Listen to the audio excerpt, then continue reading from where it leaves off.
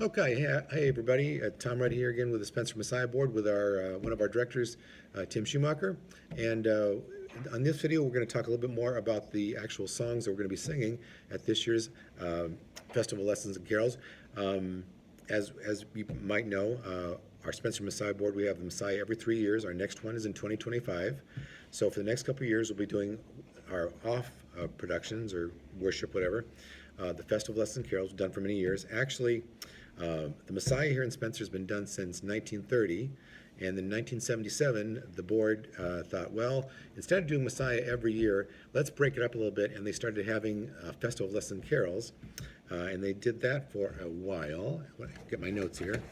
They had always done the Messiah at the old high school in the auditorium there.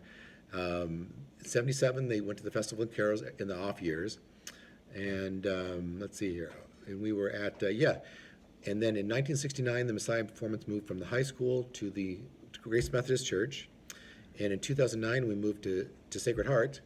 And now this year, we're coming back to kind of our roots at Grace Methodist again. So kind of a neat little history there. So with our Festival of Lessons and Carols, as we kind of mentioned earlier, Tim, you've done that with Many Voices Choir for many years, or used in the format of it.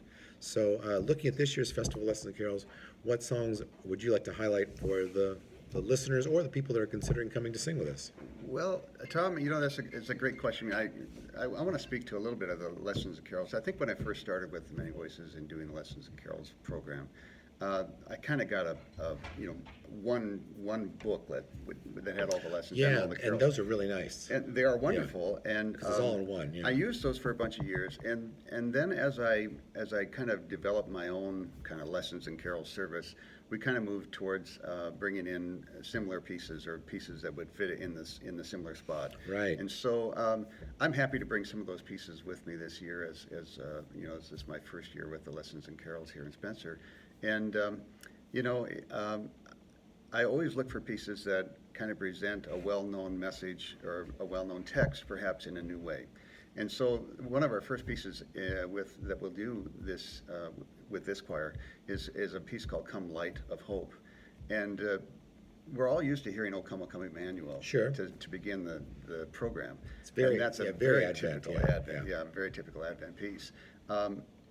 But this one uses the tune of "I'm Just a Poor Wayfaring Stranger," which people are probably familiar with. And they're familiar with that. So you get to hear that text in a new way. When I always think that's really a kind of a neat thing we can bring to these concerts. There are other pieces on this concert that there's an Ave Maria that uses the Gounod melody, and it has a J.S. Bach accompaniment. If you're coming to sing, you will really love that one. It's a lovely piece. It really is. A lovely arrangement. Another arrangement that kind of stands out as being, again, nowadays they call it a mashup, where they take two songs and put them together. It's really kind of a combination of Paco Bell's Canon and the First Noel. And it's just a really interesting juxtaposition of. At first you would think, what? Why are you putting those two together? But when you hear it, it's like, oh, this is really good. It really is neat. Yeah. And I wanted to speak to that's what we like the Messiah Board about, you bringing these pieces in, because that's kind of what our thinking was this year. We wanted to do pieces that the choir members would know or they would get familiar with easily. And so, because lots of times in the years past, we've had 3 choirs or 2 choirs or whatever, and we tried to do a variety of musical styles and stuff.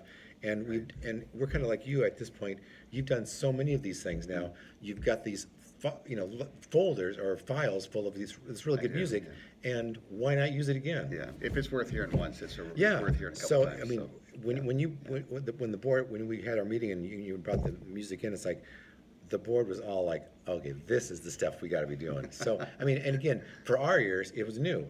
Sure. For some of your choir members from Many Voices Choir and you, it was probably like, oh yeah, you're bringing back an old friend, as it were. Right, and that's kind of how I've always designed my programs, and I think what I've heard from our audiences is that they like to hear the familiar carols. Right. They like to hear something that's familiar to them. But they're not opposed to hearing something expressed in a new way. Sure. And so that's kind of how I zero it in on the music here. Also knowing that we just have the 3 rehearsals to prepare this music. This is true, so we better not get hard stuff. Familiar, Right, yeah. And easily learned. It would really come together quickly. And for those of you who are going to plan to sing with us, we've got resources for you to listen to the music, before or after the rehearsals to kind of get yourself into the chain of things. Granted, yes, you don't need to take the folder home and rehearse 5 hours every day or anything. This is music meant to be fun. So if you come to our rehearsals, you'll learn the music. If you want to hear the music again, yeah, you can listen to it some more. But yeah, they're really nice tunes. So, anything else you want to shine a light on? Well, there's a Bethlehem Carol that we're planning to do. Oh, and right. That is a combination of O Little Town of Bethlehem. But as you probably know, there are two melodies that have been used, and this arrangement actually combines the two, and it's just really a really cool arrangement that reminds us of, oh yeah, I remember that melody. Oh yeah, that is. And then you combine that with probably the more well-known melody. And again, I think that's what's going to be fun for the singers as well as our concert goers. Yeah. The choir is going to sing songs that they are pretty familiar with, and like you say, I think you're going to get a lot of audience members. They're going to have that knowing. I was like, oh yeah, that one. I haven't heard that one for a while, but I remember that. So yeah, I think our audience is really going to have a fun time that afternoon with this variety covering the lessons and carols. I'll take one of my last ones here. What's the last thing you read? Do you get to read books anymore? Because you're so busy all the time. Barely. Yes, you can just say the Bible if you want to be, cover the bases there. Well, sure, and I do Bible study as I prepare for the programs. Sure. Just because I want to pull back, I want to go back and pull elements out of the text that were, of the lessons that we're singing, so that I can kind of pair those with what I think is the most appropriate music. But I find reading for recreational reading is probably pretty non-existent. I don't know if many would know this, but I am a county supervisor in Emmett County, and I do a lot of reading about for that part, yeah. For the legislation, the new mandates, whatever's coming down the pipe. So I'm always trying to stay current with what we're looking at. So yeah, probably the thing that if you want to take a break from all your other stuff, is I'm guessing either playing music or listening to music. Absolutely. Yeah, okay. And any certain favorites of music, or is that hard to pin down? It'd be hard for me. I think it'd be tough for me too. It depends on what genre you go to, I guess. If it was jazz, I've always loved Bill Evans, but he's just a great jazz pianist. Mm-hmm. John Coltrane is a tenor sax player. Legend. There are so many that are just phenomenal, and so many phenomenal young players nowadays too that you just go, wow, But and I suppose outside of my choral directing, I probably am in the jazz realm most often. Although I did have a pretty successful blues band back in the mid to late 90s, and we played all around the area, around the lakes and around this area. And that was DePasco Cats, and so we just had a blast. Fun to get to know that music a little bit better. I worked as a director of music up at First Lutheran in Milford for a bunch of years, and got to know a lot of the praise music that was used, that is currently being used in contemporary services, and so I love putting those things together with praise groups, and so that's another celebration. But I think I found an attraction to most any kind of music. I don't think there's any music I really dislike. There's always an interesting factor to whatever it is. So I seem to be pretty riveted to that. Let's hear what it is. Oh, that's pretty neat.